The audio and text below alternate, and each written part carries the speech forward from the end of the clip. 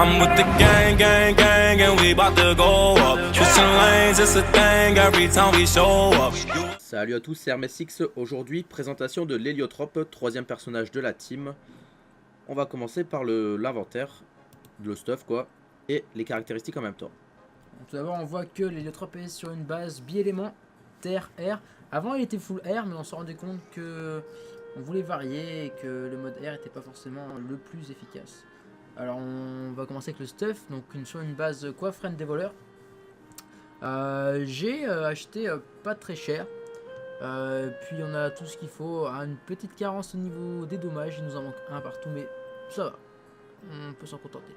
Une cape Camastérix Exo, un reste-feu. Cape qui est très efficace parce qu'elle donne un PO, des bonnes res dans les voies neutres, terre, air, et des bonnes résistances. De plus, il y a le PO qui est intéressant.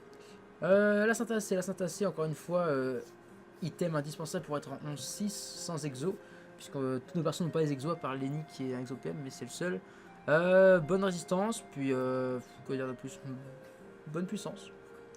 Ensuite les Balénobots. Les Balénobots pourquoi? Parce que c'est comme les patos pour la voie feu, feu chance pardon, mais feu chance, mais pour la voie air terre. Bonne résistance puisqu'on a un over de 2 res haut. Et on a des bons dommages. Oui. Un muldo et ben pourquoi? Parce que il nous manquait des résistances justement dans les deux voies air terre et on avait besoin d'un PM en plus pour être en 11-6.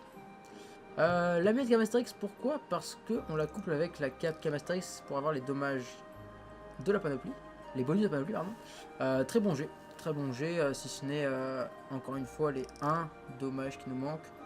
Mais sinon ça reste un très bon jeu. L'alliance Glorson que je dois FM puisqu'il manque comme vous voyez les Indres, donc vous allez tous dire qu'elle est dégueulasse. Mais c'est à FM. On la garde pourquoi? Parce que ça donne de la J. On veut peut-être passer en anneau des égarés quand on aura les Kamas. Mais pour l'instant ce qui reste qu'on a besoin c'est les 3 lignes de res. Donc on verra. L'anneau de pilot. L'anneau de pilot parce que c'est un anneau multi-éléments, hein, c'est 43 puissance. Bonne vita, 2 de PO et des dommages. Et pour finir l'Aikash qui est un nouvel item dont nous avons fait acquisition récemment. Nous avons farmé les digi pour pouvoir obtenir cet item. Actuellement c'est un jet de craft que nous avons eu beaucoup de chance sur le jet là. Puis c'est pas mal ça, très bonne hache, une des meilleures actuellement dans la voie terre-air. Un nomade, un remueur, un vigoureux, un cascadeur, un enragé et un miraculé. Au niveau des détails, nous sommes à 11-6, donc presque 800 de force, 800 d'agi, 11-6, 2000 d'initiative, 3 de PO, 4 invoques.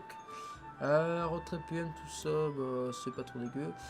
91 de tacle, 77 de fuite, très important, 210 de dommages qui nous font monter à peu près à 1000 dans les deux stats, dans les deux voies que nous voulons. Au niveau des résils, on est à 26 neutres, 40 terre, 14 feux, ça c'est justement le 14 feux peut se régler avec l'anneau des égarés. 39 eau et 21 air, justement nous avons besoin d'une mule d'eau pour avoir les 11 air, sinon on se retrouve à 10. Donc voilà, fin de la présentation, on se retrouve au putsch.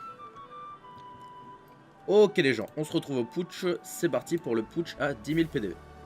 On va voir en combien de tours on le tombe. Donc on va commencer nos boosts raillerie, un petit sort R à 4 PA, 519, 421, et puis on va continuer dans le R avec affront, qui est 387. Brimade, un sort qui passe à travers les murs, c'est pas mal. Niveau terre, qu'est-ce que ça donne? Commotion, un sort qui attire. Ok, on va passer au camouflet, oups. Ok, camouflet. Et voilà. On va passer maintenant à la... Ah oui, le sort thérapie, j'avais oublié. Qui est l'équivalent d'une flamiche, mais en mode terre. Ouais, 2 PA seulement. Et on va tester un coup des caches qui monte à 1200 en CC. Et aujourd'hui, on est chanceux sur les CC. Ok, maintenant, position des portails.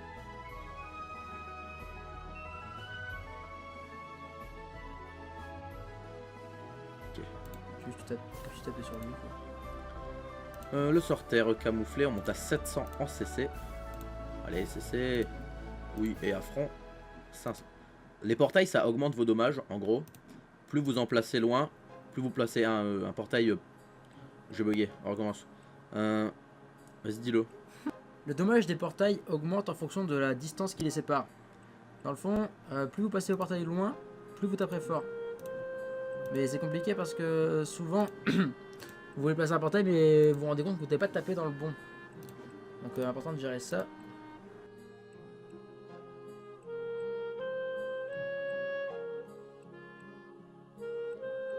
Passe un portail. Et non, je le règle Brimad, regarde. Et hop là.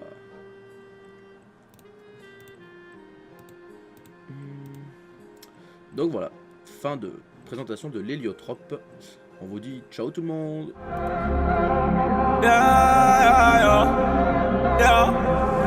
I'm with the gang, and we bout to go up. Switching lanes, it's a thing.